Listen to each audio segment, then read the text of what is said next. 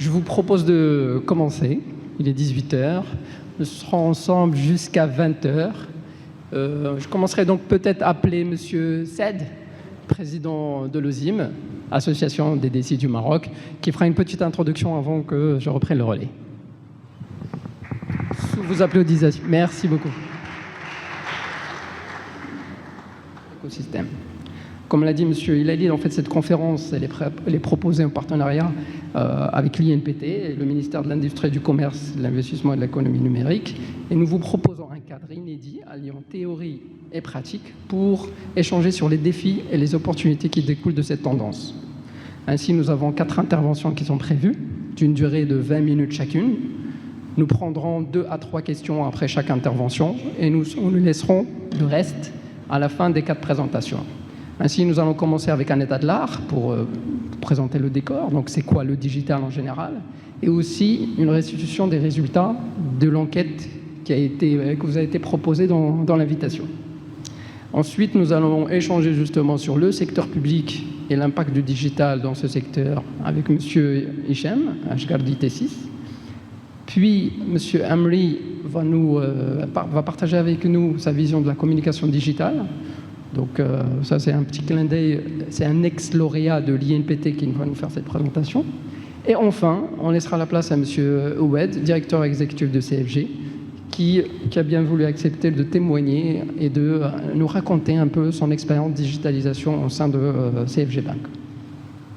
Voilà, donc sur ce, je vous souhaite une excellente conférence et je suis sûr qu'il y aura de la valeur et que vous allez apporter une valeur indéniable à cette conférence.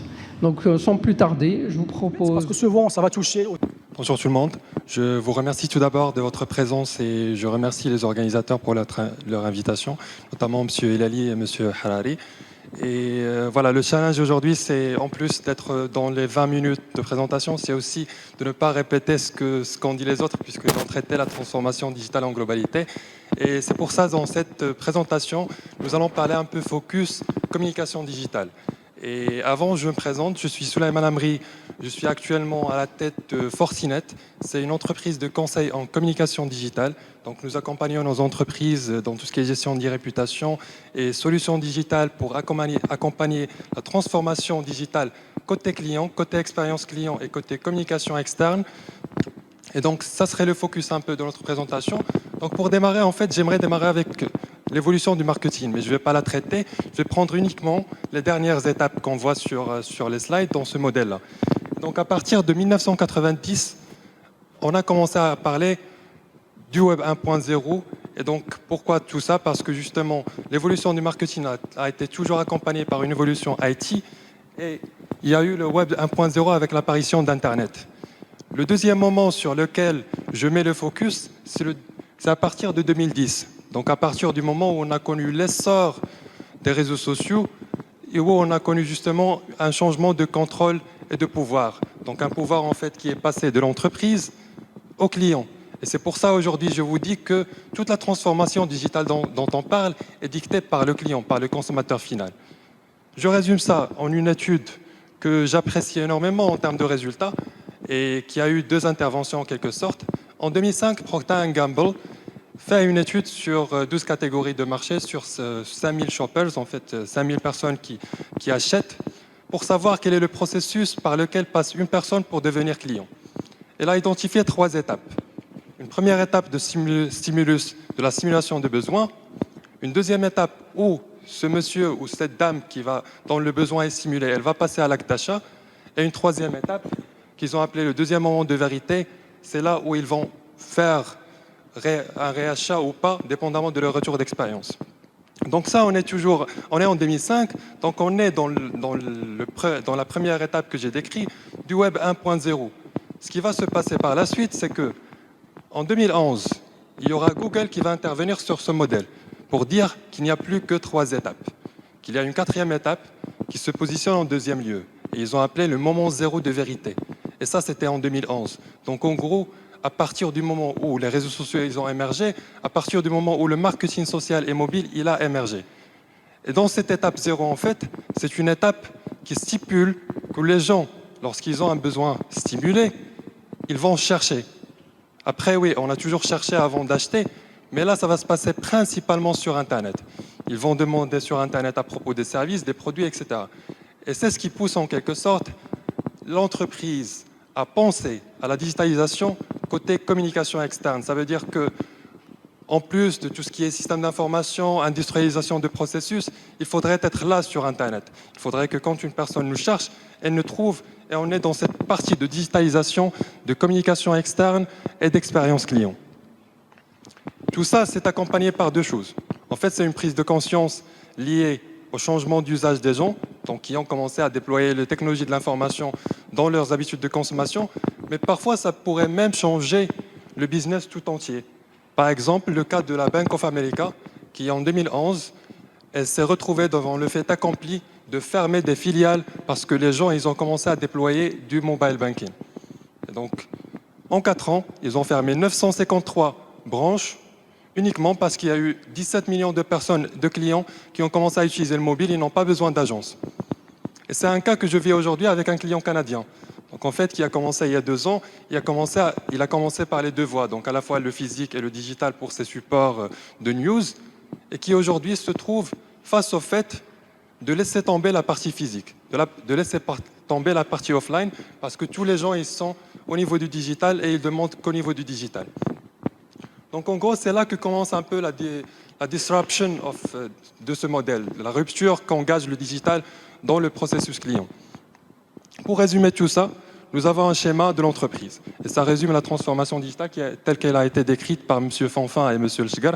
C'est que la transformation digitale, ce n'est pas uniquement la transformation technologique, et ce n'est pas uniquement la transformation de communication digitale. En gros, il y a une partie interne qui est liée à l'industrialisation des processus, où on va avoir des systèmes d'information, des ERP, des CRM, où on va faire de la big data, etc. Donc des éléments qui sont plutôt internes. Et on aura une deuxième partie qui est liée au consommateur. Donc un consommateur qui est digital et qui impose aujourd'hui que l'on se digitalise en entier. Donc ce qu'il faudrait faire justement, c'est avoir les deux. C'est à la fois au niveau interne et à la fois externe. Sauf que pour avoir ces deux-là, on identifie également les 2 étapes, qui sont là, 1 et 2. Donc pour qu'une entreprise commence à parler du fait qu'elle est une entreprise digitale, il faut qu'elle accompagne cette transformation interne et externe en 2 étapes. La première, on peut dire qu'aujourd'hui au Maroc, avec les organisations, on est dans cette première étape. Pourquoi? Parce qu'on a des systèmes d'information, des CRM et des logiciels qui automatisent un peu notre processus en interne, et parce qu'on commence à penser aux canaux numériques pour digitaliser la partie communication. Sauf que ce n'est pas suffisant en fait. Parce qu'avec la digitalisation de la communication digitale, elle nous a introduit des canaux numériques en fait. Des canaux numériques pour répondre aux gens. Et on s'est dit que parmi les internautes, donc les citoyens qui sont nos consommateurs finaux, nous avons des internautes qui vont chercher. Donc allez, on va trouver des solutions de marketing digital qui vont s'attaquer à ces personnes qui cherchent. Et il y a des personnes qui seront là sur Internet en train de naviguer ou de participer.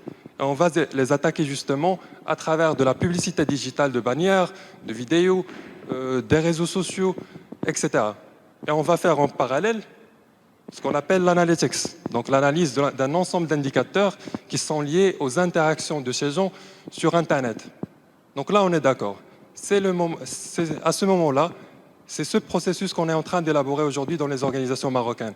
Ça veut dire qu'on est en train d'utiliser des solutions de marketing digital qui vont nous permettre de faire plusieurs choses, de communiquer sur soi sur Internet, de rentrer en client grâce à Internet, de répondre aux demandes des gens sur les réseaux sociaux. Et on va analyser ça à travers des outils de gestion de réputation, à travers du social media, listening, etc., pour faire de l'analyse de ce qui se passe sur les réseaux sociaux. Mais il y a un souci, c'est que en faisant tout ça, on reste dans la première partie en fait de cette transformation. Parce que la deuxième, ça engage qu'on fait une liaison entre ce qui se passe au niveau interne en termes d'outils et notamment de bases de données, de systèmes d'information, et ce qui se passe en externe. Et c'est là où je fais le focus rapidement sur ce qui va venir, parce que justement, ce qui va venir, on va être touché, peut-être on est très loin maintenant, mais ça va venir et ça va toucher le marché marocain également. Ce qui va venir, c'est un monde de l'intelligence artificielle, dans lequel nous allons commencer à déployer tout ce qui est communication à travers la publicité digitale, à travers de l'intelligence artificielle, où le contact entre entreprise et personne serait justement grâce à l'intelligence artificielle. Et je donne ici des cas de figure. Le premier cas de figure, c'est le programmatic advertising, la publicité digitale telle qu'elle est aujourd'hui. Et aujourd'hui, au Maroc, on déploie des solutions qui nous permettent ça. Donc aujourd'hui, au Maroc, on déploie des solutions qui utilisent déjà l'intelligence artificielle pour diffuser nos publicités digitales. En fait, le principe, c'est quoi?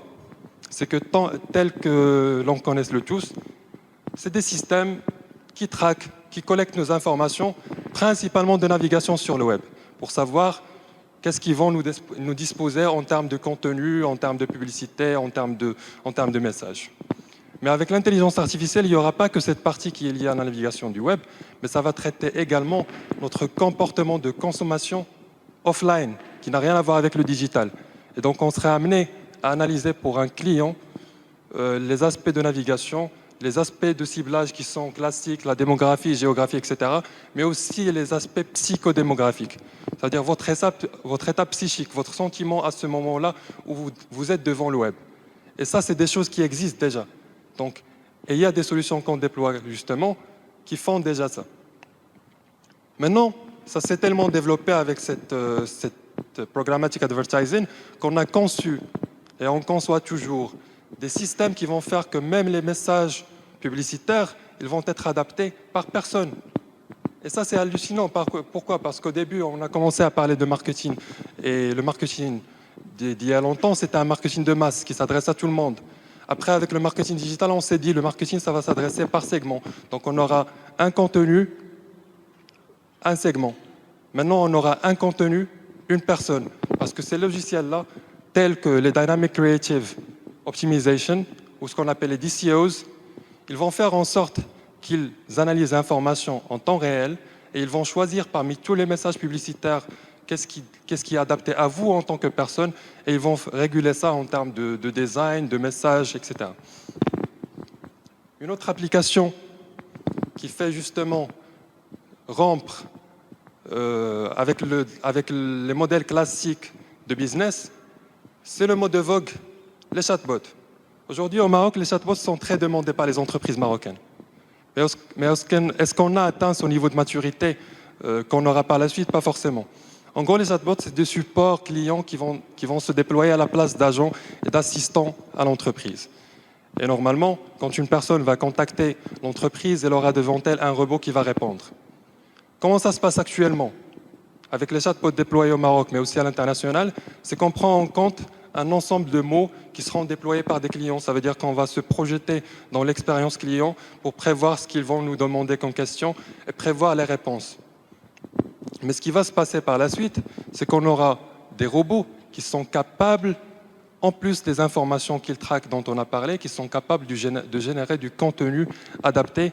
Et ça, c'est quelque chose en cours de travail aujourd'hui, notamment chez Google, chez un ensemble de médias, de grands médias internationaux tels que le The New York Times.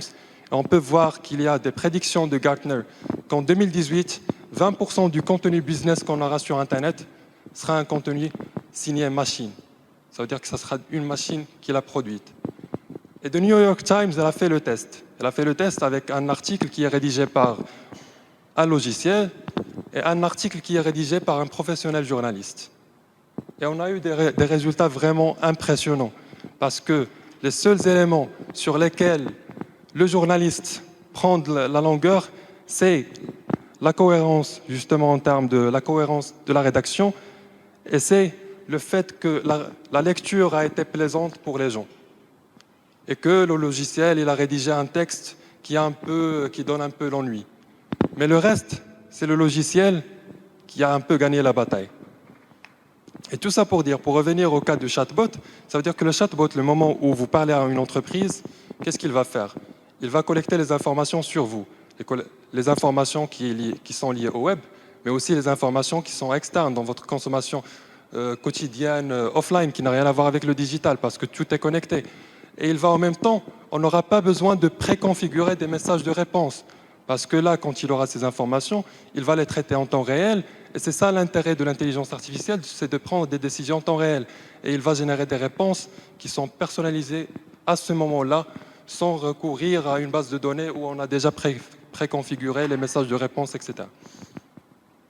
Donc tout ça, en fait, c'est des éléments qui font que d'ici quelques années, dans le monde, mais aussi au Maroc, parce que généralement on dit qu'on est très en retard, mais ce qui est intéressant dans la technologie de l'information, c'est que c'est vrai qu'on reste en retard, mais à chaque fois on essaye de se projeter bien à l'avance. Bien qu'on zappe parfois des étapes entre-temps, mais ça arrive. Il y a aussi d'autres applications qui sont intéressantes, telles que l'Internet des objets, donc l'IoT, qui vont nous permettre d'être connectés tout le temps. Et tout le jeu, en fait, il est sur deux choses. Quand on parle de marketing digital et d'expérience client, il y a deux éléments qui sont très importants. Le premier, c'est la data. Ça veut dire qu'on va sortir un peu du rôle de la big data aujourd'hui. Le rôle de la big data, c'est un peu de traiter l'information en temps réel. Ça, c'est vrai. Mais ce qui va venir avec l'intelligence, c'est aussi que ce robot, lui-même, il va prendre des décisions en temps réel. Donc, on ne va pas rester que dans le traitement. La deuxième chose, c'est le contenu. Ça veut dire qu'on part du principe que nos consommateurs, pour les acquérir, ils ont besoin de contenu parce que c'est ce qui ramène en digital. D'ailleurs, en digital, on parle de modèle d'engagement et pas de modèle de vente. Et on a besoin de contenu qui est personnalisé, pas en termes de segments, mais en termes de personnes. Et donc là, justement, on est sur ce chemin-là pour répondre à ces besoins. Et donc, finalement, je récapitule un peu ce qui a été dit avant. Mais en termes de transformation digitale, d'abord, il faudrait penser à la transformation technologique, ça, on est d'accord. Mais aussi, et ça a été relevé dans pas mal de points que vous avez cités, c'est le côté conduite de changement qui va avec. Donc, changement d'organisation, quels seront les gens qui seront amenés à déployer cette transformation digitale, changement de mentalité, parce que tout ça, ça demande une culture digitale, et également une troisième partie de la digitalisation de la communication pour que l'expérience client soit parfaite, telle que le client aujourd'hui la demande, puisqu'il a le contrôle en quelque sorte. Donc voilà, je vous remercie de votre présentation.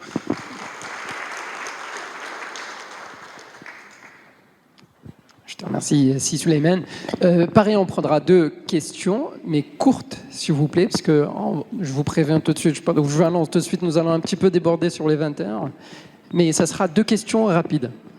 Là, ok.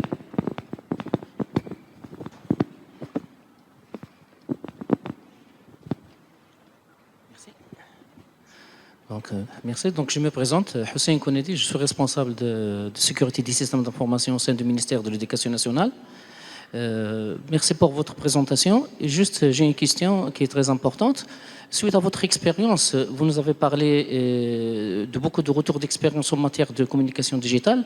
Comment vous voyez le démarrage ou bien la bonne démarche pour une communication digitale au sein de l'administration publique? Et ça, c'est très important pour avancer un peu au niveau de la transformation digitale. La deuxième question, je pense, dans nos études, les années 90, les années 60, 70, je pense qu'il y a une matière qui est très importante enseignée, que tous nos collègues ils ont eu ce cours-là, c'est la psychologie. Aujourd'hui, avant de parler de la communication digitale, peut-être c'est le moment d'entamer un thème qui est très important, ce qu'on appelle la psychologie digitale. Et c'est très important. On ne peut pas parler de communiquer en matière de digitalisation, alors qu'il y a des arrière-pensées, il y a l'ignorance, même au niveau des dirigeants, qui ne savent pas c'est quoi la psychologie digitale, alors que l'entourage, il est digitalisé, même avec les gens qui ne connaissent rien en matière des technologies de l'information. Et c'est ça la base. Et merci. Une deuxième. Je pense que vous étiez le premier.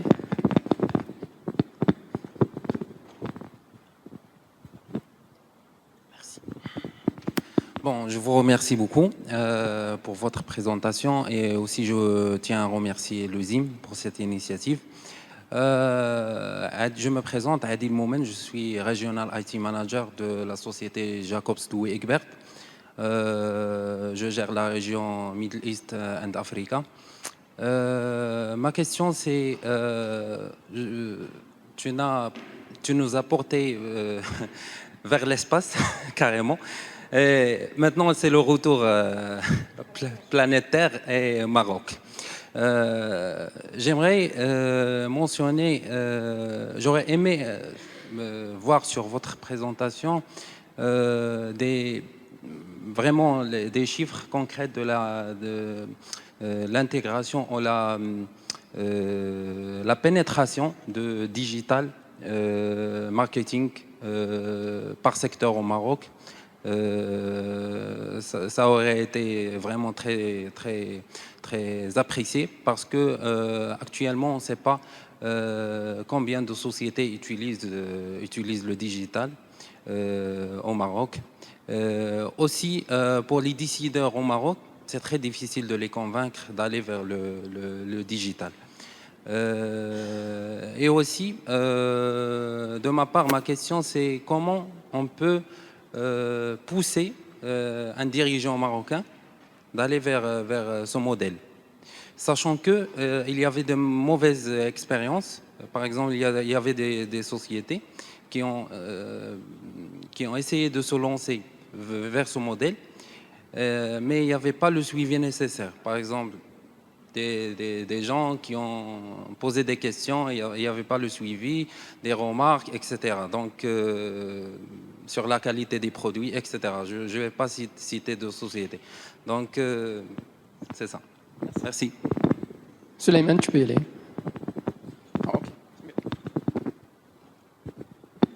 Merci de vos questions. Je vais commencer justement avec la question de la digitalisation de l'administration publique, notamment pour les citoyens. Je pense qu'aujourd'hui, la difficulté se pose au niveau de l'administration publique. Je vais vous dire pourquoi. J'ai défendu le point que toute cette transformation digitale a été dictée par les gens. Et c'est ce qui se passe sur le terrain, en fait. Nos citoyens aujourd'hui sont tous armés de téléphones mobiles, de smartphones, sont tous sur les réseaux sociaux, sont tous sur le web. On est à 18 millions presque d'internautes sur Internet. Et cela veut dire que les gens, ils veulent aujourd'hui des services qui sont digitalisés. Ils ne veulent plus aller aux administrations, ils veulent faire leurs réclamations sur les réseaux sociaux, sur le web. Et je pense qu'en première étape, parce qu'on a pendant longtemps travaillé sur le projet d'e-gov, et on a eu des résultats d'ailleurs, parce qu'il y a des services qui sont opérationnels en e-gov en fait. Mais les gens ne les connaissent pas. Donc, une première approche peut-être, c'est d'essayer au sein de l'établissement public d'accompagner cette transformation. Parce que c'est vrai, on parle de transformation technologique, on parle de transformation communicationnelle. Mais entre les deux, il y a une conduite de changement. Ça veut dire qu'il y a une formation de ces gens-là et un essai qui va durer sûrement longtemps pour changer leur mentalité. Je parle toujours au sein de l'administration. Parce que si on décide du jour au lendemain de se lancer sur le digital, que ce soit côté technologie ou côté communication, si les employés ne suivent pas, ça ne va pas aboutir. Et c'est peut-être le cas. Et ça, c'est une première étape. La deuxième étape, c'est de communiquer sur ces services-là, parce qu'on est en train de faire de bons efforts, d'être parfois promu par rapport à certains services qu'on vient d'avoir, des services e-gov, mais on ne communique pas auprès des gens. Et ils ne savent même pas c'est quoi. Donc il faudrait vraiment communiquer pour que les gens sachent qu'il y a des services opérationnels dans ce sens. Et je pense que par la suite, tout le chemin, il serait dicté par l'usage de ces gens du web. Parce qu'aujourd'hui, on a tort si on dit que les gens ne vont pas suivre. Les gens aujourd'hui sont sur Internet, ils utilisent du mobile banking, ils cherchent à chaque fois le service sur Internet avant de passer sur le terrain. Donc peut-être c'est un peu ça, c'est d'abord commencer par une transformation interne, enfin organisationnelle, et également d'accompagnement en termes de formation et de communication sur le service pour son usage. En termes de votre deuxième question, qui est très intéressante et qui est liée à la psychologie. Et donc, en parlant de l'intelligence artificielle, j'ai parlé de données psychodémographiques. Et il n'y a pas que ça, en fait. Parce que dans l'état actuel, on utilise des solutions de gestion d'e-réputation. En fait, c'est des solutions de veille digitale. Et en fait, dans cette veille digitale, on essaie de traquer ce que disent les gens et on essaie de classer en fonction de leurs sentiments. Est-ce que c'est positif, négatif, neutre ou pas? Et là, il y a un effet psychologique parce que tous ceux dans les pays développés qui font de la gestion d'e-réputation, ils essayent d'étudier la psychologie de la cible en quelque sorte, donc du segment, pour savoir est-ce qu'on a un client ou un segment qui est satisfait du besoin ou pas. Il faudrait étudier ça. Et d'ailleurs, dans ces robots-là, c'est peut-être la partie qui manque, parce que ces robots dont on parle en termes d'intelligence artificielle, le blocage, c'est au niveau de l'émotion que ressentent les gens. Et il y a même des chatbots qui sont aujourd'hui en cours de développement, qui vont faire que quand le robot il va détecter que la personne elle est mélancolique, il va passer le relais à l'humain pour traiter ça. Mais ça, tout ça justement pour dire ce qu'il y a une psychologie derrière. D'ailleurs, quand on parle de mentalité, de changement de culture qui va passer à la culture digitale, c'est qu'il y a justement un effet psychologique sur la chose. Il ne faut pas que la personne soit dérangée. Et en même temps, il faudrait gagner de la confiance parce que tout se passe sur la confiance au niveau du numérique. Pour que l'on utilise vos services d'administration publique, il faut de la confiance. Et pour justement établir ce lien que défend à chaque fois le digital et la digitalisation, il faut justement instaurer cette confiance qui est totalement psychologique. Par rapport à votre question et à votre remarque, pour la remarque, en fait, on n'a pas parlé de... Je ne vous ai pas ramené au ciel en quelque sorte, ou à l'espace, parce que j'ai parlé de cas d'intelligence artificielle qui sont aujourd'hui, et notamment tout ce qui est publicité programmatique. On la pratique aujourd'hui et on utilise des solutions, certes, qui ne sont pas marocaines, mais on l'utilise au Maroc. Tout ce qui est robot, pour l'assistance client, on les utilise aujourd'hui. Tout ce qui est génération de contenu, c'est en travail aujourd'hui. Donc on n'est pas vraiment dans l'espace. C'est une affaire de 5 ans maximum pour avoir ça. Et par rapport aux chiffres, justement, il y a un organisme marocain qui est le groupement des annonceurs marocains qui produit chaque année une étude à travers une enquête auprès des annonceurs pour avoir des chiffres sur l'utilisation du digital au Maroc par ces entreprises-là. La dernière, ça traitait de 2016, où on avait 600 annonceurs. Je peux vous dire que selon l'étude, après je ne m'aventure pas pour dire est-ce que c'est totalement vrai ou est-ce que la conception de la transformation digitale est la même, on a 72% déjà des entreprises, de ces annonceurs, ils utilisent déjà des techniques de communication digitale, à la fois pour mesurer la performance et pour parler aux gens. On voit beaucoup qu'il y a au niveau des tendances une instauration principalement de tout ce qui est publicité display, donc tout ce qui est bannières, publicitaires et réseaux sociaux, avec un pourcentage qui dépasse les 60%. Et les secteurs en fait qui prennent le lead en termes d'investissement numérique au Maroc, c'est d'abord les télécoms et médias. Et ensuite, il y a tout ce qui est agroalimentaire et, je crois, banque et assurance. Et le troisième secteur, en fait, c'est l'immobilier et l'automobile. Donc voilà, ça, c'est bon. Vous souhaitez faire des compléments? Monsieur Amélie, si vous voulez. Il y avait une question à un moment sur le client de monsieur. Ça s'écrit comment? D'accord.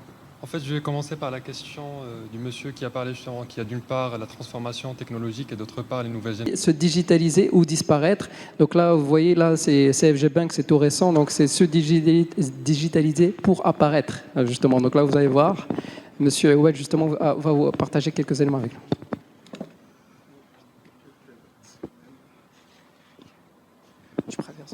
Je pense qu'il faudrait distinguer, et que je distinguerai deux points. Donc la question éthique et la question de privacy. Parce que quand on parle de privacy, c'est vrai que ça va être touché.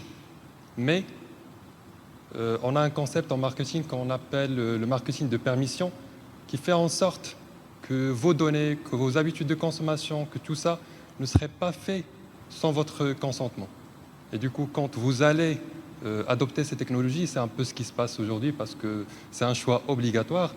Vous donnez votre accord pour que l'on ait ces informations-là, pour qu'on les traite. Parce qu'en contrepartie, vous aurez un service personnalisé. Parce qu'en contrepartie, vous aurez un meilleur service. Et c'est un peu la contrepartie que vous faites. Après, au niveau éthique, pour le digital, je pense qu'il y a une seule contrainte aujourd'hui, qu'on vit aujourd'hui. Avec le système de publicité digitale dont j'ai parlé, on a beaucoup de problèmes de fraude. De fraude parce qu'en fait, ces systèmes, ce sont des systèmes d'enchères. Et donc, il y a des transactions derrière. Et heureusement qu'il y a la technologie qui va venir pour répondre à ce problème éthique-là. Notamment la blockchain. Parce que la blockchain, ça ne serait pas juste le traitement des transactions Bitcoin. Et ça va permettre également, à travers la base de données ouverte et publique, de savoir est-ce qu'effectivement, cette publicité digitale qu'on a fait, est-ce que les transactions derrière ont été effectuées de la bonne manière. Et ça, c'est le point éthique dans ce sens auquel répond la technologie. Après, voilà, au niveau de la privacy, c'est ça, c'est qu'on est à un certain moment amené à accepter, moyennant la contrepartie qu'il y a derrière. Super, écoutez, merci beaucoup à vous tous. Peut-être que je vais juste finir avec un petit proverbe chinois qui dit n'aie pas peur d'avancer lentement, ne crains que l'immobilité. Donc ça peut-être pour répondre à cette question, c'est vrai, nous sommes 85e, mais maintenant on espère avec l'OSIM et je remercie, je salue hautement M. Saad pour cette initiative et pour ces différentes conférences qu'il propose. Avec effectivement, cette conférence-là, nous essayons aussi de mettre notre pied à l'édifice, de participer, de lancer le débat. Vous voyez, nous avons des idées, nous avons des intervenants qui ont beaucoup d'expérience. Voilà, donc le Maroc, c'est vrai, nous sommes 85e, mais nous avons beaucoup d'actions qui est portée par tout à chacun. Et il nous faut toujours des volontaires. L'OSIP, d'ailleurs, peut recevoir n'importe quelle compétence qui aimerait venir et partager des expériences comme aujourd'hui. Donc nous sommes juste avides de volontaires aussi, et tous ceux qui ont le Maroc comme élément, on va dire, de motivation pour, vous voyez, hein, il y a toujours cette frustration, nous sommes 85e, mais effectivement, nous pouvons faire mieux. Donc je conclus. Merci beaucoup de votre présence. À vous. Merci beaucoup pour vos questions super pertinentes. Merci beaucoup, chers intervenants, pour votre temps. Et désolé pour le temps qu'on a pris, mais en tout cas, c'était super intéressant. Merci beaucoup.